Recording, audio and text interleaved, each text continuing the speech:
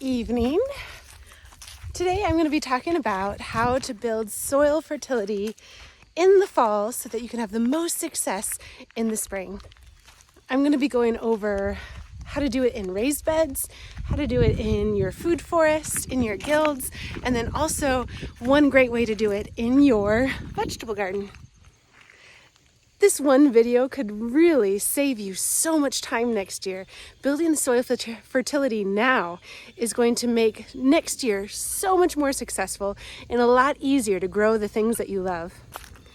It's going to give you a much bigger harvest, and it's going to keep those pests and diseases away from your garden a lot more, because when you have healthy soil, you have healthy plants, and when your plants are healthy, the bugs that are bad, the diseases that you don't want, they're all a lot more hesitant to come in and take advantage of your plants. And if you're interested in content like this, tips and tricks in the garden, hacks, food forest, permaculture techniques, all sorts of really good stuff, herbalism, apothecaries, homesteading, if that's your jam, subscribe below and you'll get access to all that content whenever it comes out.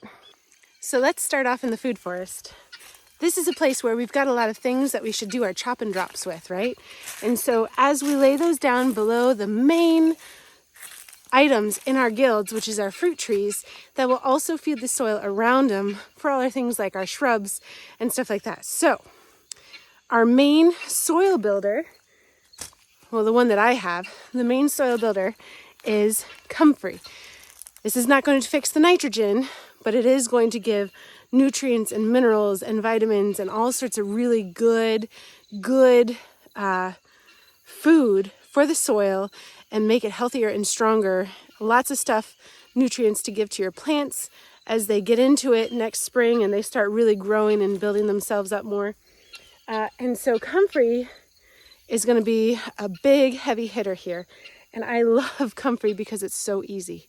It is one of our easiest plants to handle as far as building soil fertility. Let me show you how to get that set up so that all you have to do is let it decompose over the winter and it feeds the fruit trees and the shrubs surrounding it with little to no effort of your own. Remember, in permaculture and our food forest, what we really want is low input, which means not a lot of work, and high output. Lots of good stuff coming out, like small amount of work for my apple trees, lots of apples to harvest. That's what we're going for. So here is some of my comfrey, and it's right over where my blueberries are. I have a blueberry right here, and it is gone pretty much fully dormant. And so I'm going to take my foot, and I am going to just snap the branches of my comfrey and lay them down right next to my blueberry plant. Same thing over here. I've got my comfrey right next to my blueberry plant, and I'm just gonna stomp it down right there. It's that easy. So sometimes I have comfrey that's growing in places where I don't necessarily have a fruit tree or a berry bush growing right next to it. And this is what I'll do. Here's my comfrey. It's growing in my raised bed. And I rip off the leaves. Grab a couple more.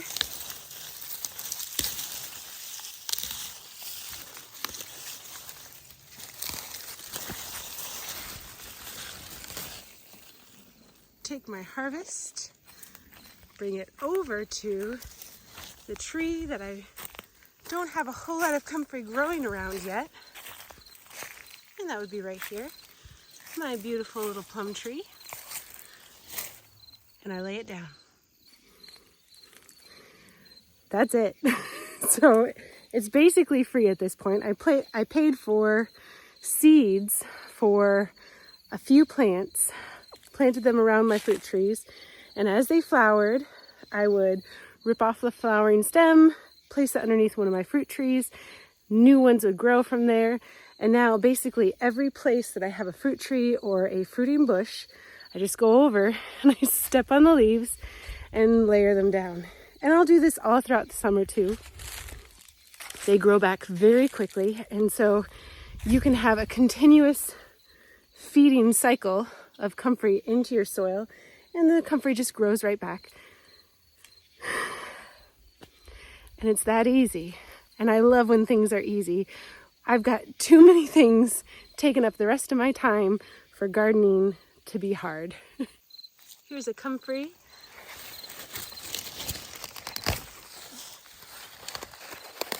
Wrap up those.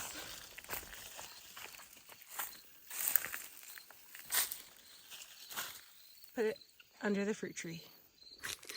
That decomposes over the winter, and lo and behold, we have something beautiful, nutritious, and healthy in the soil, ready to go in the spring.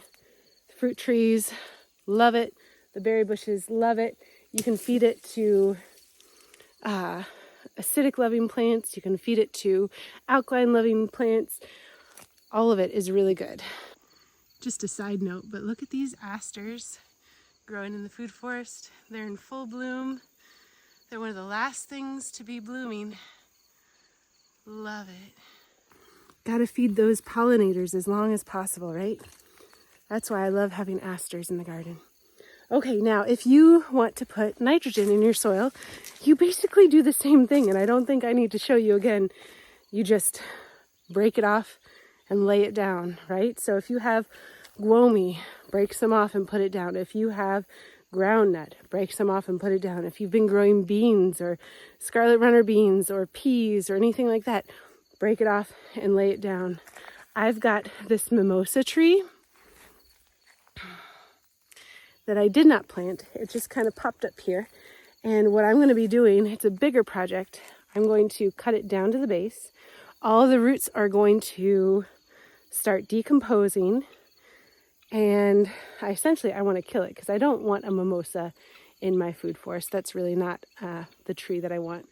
I thought it was bundle flower, but it is not. But I'm going to chop up the branches and I'm going to lay those underneath my fruit trees and my other trees because it is a nitrogen fixer. And oftentimes if you see a plant that has leaves that are side by side like this and kind of look like this pattern, it's going to be a nitrogen fixer.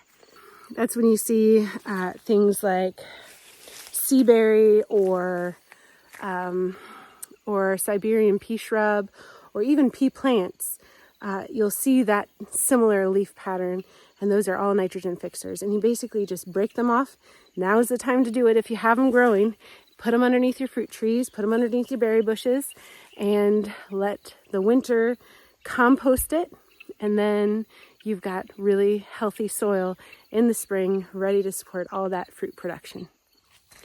Now, something I could do for my raised beds in my annual garden, my vegetable garden, right back here, is I could break down all of these plants that I see that are growing, and I could lay them down. I could put a black tarp over top of them.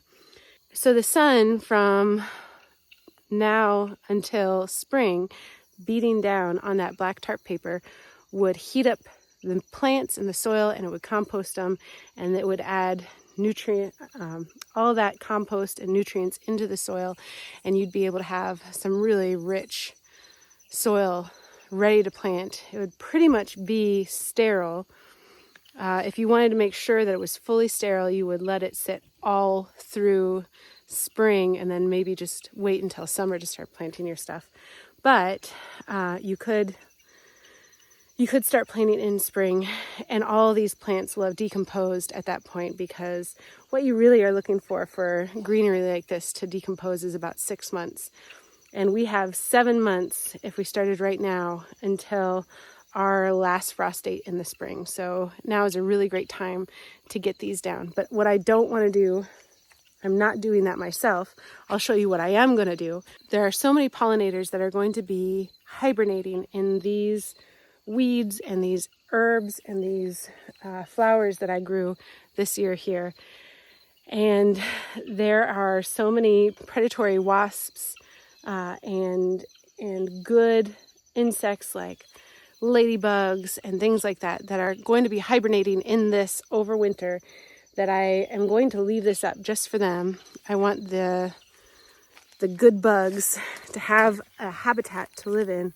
If there was a problem that I could have had with pests, I'll have all the predatory and good bugs there in order to kind of mitigate that threat. Okay, so for the raised beds, I am going to be putting chicken manure in my raised beds, and I'm going to be putting fresh manure in and aged manure. This is definitely something that you guys want to do right now. So if you have access to any kind of manure at all, whether or not it's composted, get it in there now. And by the time spring comes along, that will have composted enough where it's healthy to put your seedlings in and put your seeds in.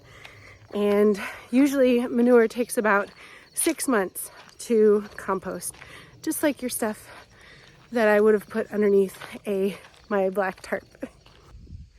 I am desperate for my watermelon to ripen. They have been taking their time, that's for sure. I've got all my hugelkultur raised beds right here, and my two that are next to the rock wall here, they are my oldest ones. My newest ones are these two that I have really last